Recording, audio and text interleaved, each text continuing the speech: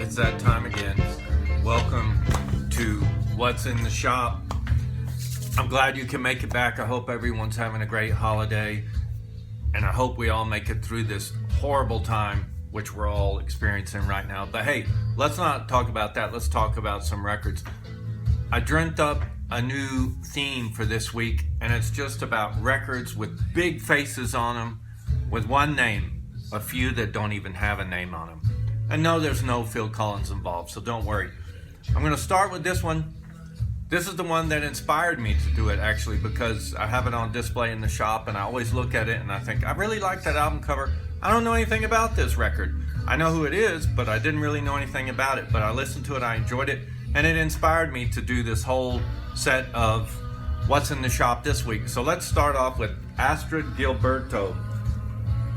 I believe this album is called I've Nothing Better to Do, or I've Nothing Left to Do, or something like that, the American version. But this is the Mexican version, and it's just called Astrud. Astrud, you may know as the girl from Ipanema. She made that song in 1964. Actually, that was her debut on the Gets Gilberto album, which is actually one of the biggest selling jazz albums in history. So she made her debut on that, and no, she is not from Ipanema. Her mom is Brazilian, her dad is German. She was actually born outside of Ipanema. I forgot how far away. But she's fluent in 6 languages. That's pretty good.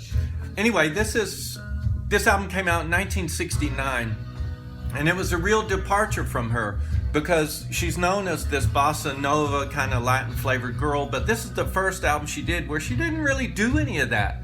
And it's quite a mellow affair, and it's kind of awesome, actually. It's a great late night album, rainy day album, Sunday morning album. She herself calls it her fireplace album, and I understand why after listening to it. I love this cover, huh? Awesome. With the teardrop.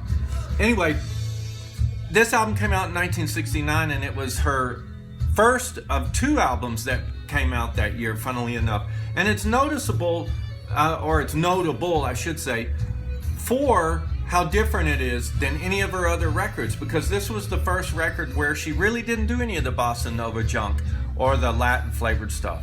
It's a whole album full of covers, and it's pretty downbeat.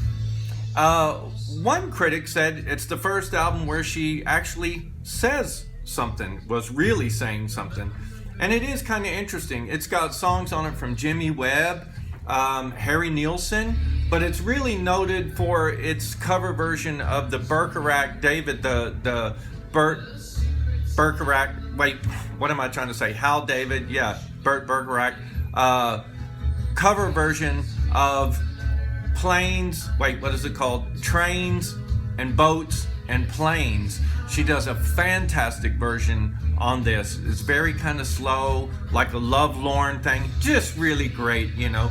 But it is great, this record, to check out. If you don't know anything about Astrud Gilberto, you should check this out. Not only for the cover, but because it is a really nice, mellow album. By the way, All Music, yeah, I think that's what they're just called, All Music, called this a minor masterpiece. I kind of have to agree, because it is very, very good. Next up, of course, after looking at Astrud, it made me think of this album, because I always see this album too. This guy's face, and I was like, we got to talk about this record. Todd. Simply Todd, as you can see.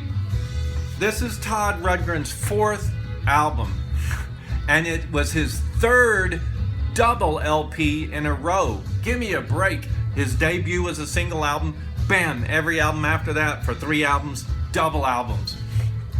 This album, what's kind of crazy about this album is people were kind of confused by this record. I remember the first time I heard this record, I was very confused and I didn't like it. And a lot of people didn't like it.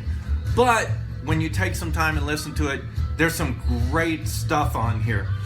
This, the NME actually said, I believe it was Nick Kent said, upon the first hearing of this album, it was the most annoying creation I've heard in any age. I don't think it's that bad. All Music said that there's some major additions from this record into Todd's catalog, but because of all the experimentation and the new stuff that he was doing, it was a bit much for anyone to listen to unless you were a Todd fan. But those who did stick it out, there's some real gems in here, and I have to agree, it's got one of my favorite Todd songs on here ever, The Last Ride. Awesome guitar solo, and just a great record. When you do get into it, well, I can't say the whole thing is great, but there's some great songs on here, like Is That Love? How About a Little Fanfare? Just some really interesting stuff. Another little interesting tidbit about this, and I love this cover as well, is that the album was supposed to come out in 73, and it followed A Wizard, a True Star, but it had to be delayed because of the oil crisis. There wasn't enough crude to press records fast enough to get it out, so it didn't come out until 1974. By the way, part of the reason why everybody was having a hard time with this record is because Todd said he discovered a new language, which he started on A Wizard, a True Star, which came before this. And on this, he tried to further that. On A Wizard, a True Star, he was trying to do song sketches between 20 seconds to 10 minutes. And on this, he said he took that concept further and tried to discard the 6 pillars. What is he talking about? I don't know. But it is worth listening to, and again, a great cover. Next up, we're switching formats, going from LP to CD, and we're talking about Aphex Twin, the Richard James album. Why is this album important? Well, do you like Aphex Twin? I know he kind of, either you love him or you hate him. But this album came out, I think it's his 4th album. And amazingly enough, his first 2 records were all ambient. But anyway, this one came out in 1996.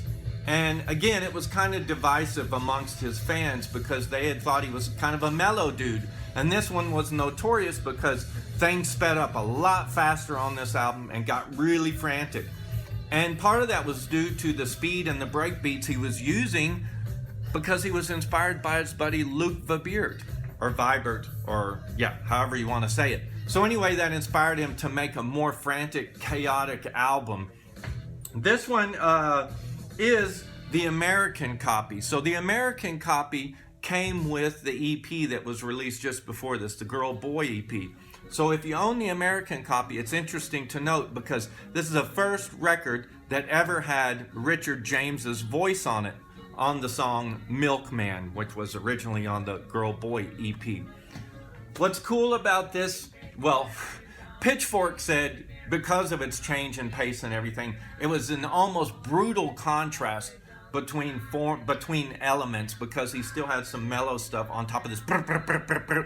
But the Evening Standard said it was one of the most influential electronica albums of the last 20 years. Who uses that term anymore? Electronica. What does that even mean? It's so silly. But it's cool because, I meant to say, what else is cool about this? If you did get one of the first copies of this on LP in England on Warp Records, it came with a sachet of Richard James's hair.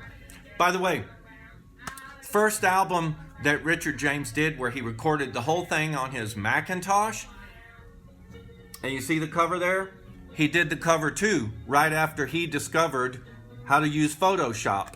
So that's his all-inclusive LP. He did it all himself. Although his buddy taught him how to use, Johnny, I forgot his name, Johnny, taught him how to use Photoshop, but this is when he felt like he knew how to use it better than anybody else. Next up, it's been called the defining jazz album of a decade, and that decade was the 1980s. I'm talking about Miles Davis. Tutu.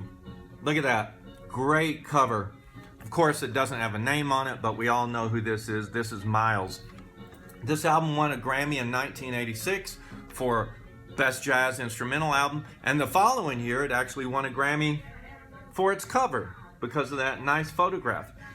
Now, this album was controversial as well. When I first heard this album, I have to say I loved it. As soon as I heard it, I wasn't a fan of Miles that much, but when I heard it, I loved it. So I fell into this next category. It was divisive And a lot of people were upset when they heard this album because Miles has started to use kind of more modern instruments, electronic synthesizer, drum machines. That really threw his old fans off, the purists, but it also gained him a lot more younger fans who were more interested in, wow, who's this guy? What's he doing? So it was helpful in that sense. What else is really interesting about this? Remember, this is the 80s. This came out in 86. This album was actually intended to be a collaborative effort between Miles and Prince. Can you imagine?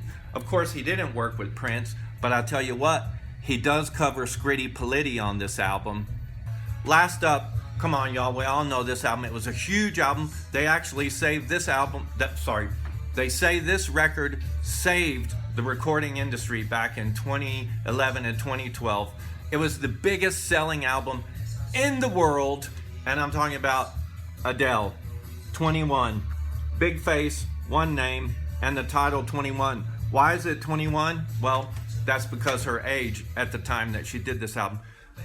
It's typical Adele in this sense, but what was interesting, when Adele was touring for her first album, 19, her bus driver was a guy from Tennessee, and he really loved country music and bluegrass and stuff, and old Southern gospel. So he got Adele really into that, and they would go see shows and listen to that kind of music all the time. So that heavily influenced this record. It's also weird to know on this record, Adele worked with Rick Rubin, who worked with the Beastie Boys and the Cult and Johnny Cash even. Rubin wanted to work with her after seeing her on Saturday Night Live, like a year or so earlier. Anyway, they ended up working together, and supposedly, according to rock and roll lore, he encouraged her to be more stripped back, more emotional, just be you. And she was, to the point that several times she made everybody cry in the studio. How about that? I'm going to grab my notes because this album is so phenomenal. I have to read you some of the statistics about it because I can't remember all of them. The world's best-selling LP from 2011-2012, one of the biggest ever, fourth biggest selling album in Britain, knocked Oasis out of the running on that one. This is the longest charting album from a female solo artist ever in Billboard history. Prior to Adele, it was Carole King with Tapestry, so she knocked Carole King off. Congratulations on that. It had 5 singles, all went number 1. The album was number 1 in over 30 countries. Over 60 musicians play on this record, if you can believe it or not. And you know what is really crazy? Even this year with COVID in February, the album was still on the American charts and the Billboard charts. That is fantastic. Of course, Rolling Stone named it one of its 500 greatest albums ever. And let's see if there was anything else. It is the UK's best-selling album of the century, and again, in England, Adele holds the record for a best-selling female artist of all time. Congrats on that. Hey guys, went way over today. Sorry about that, but I hope you learned something. I learned something looking into these albums. And again, let me just say, if you see anything that I talk about or have any questions, send me a message here on Instagram, or you can write to the store, write me at the store at noisyrecordsmx@hotmail.com.